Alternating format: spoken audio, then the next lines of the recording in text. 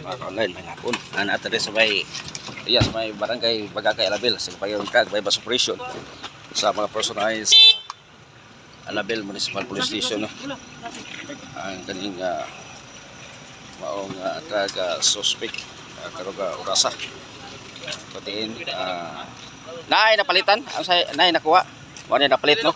Siren boss. Napalit sa PB Pusur Bayer karong orasa ginapusasan sa atong kapulisan kaning maong drug suspect.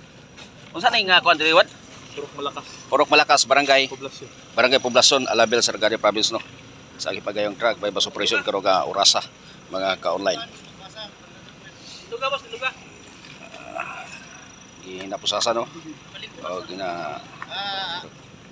sa atong mga kapulisan. O basahan kini og Miranda Doctrine. Atong paminawon ang pagbasa sa atong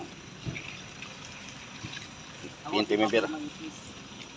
Ikaw ay na-arresto sa talang Republic Act 9165 o Comprehensive Dangerous Act.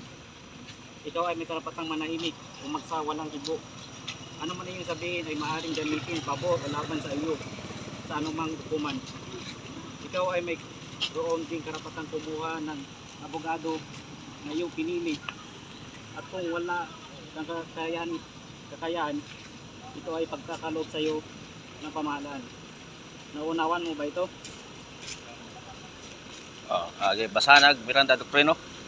Kini sa procedure sa atong PB, kuano sa Pusur Bayer. I-identify kung kapkapan pa ni. Kapkapan ang kapkapan ang ating arresting ni kapkapan sa kagawad.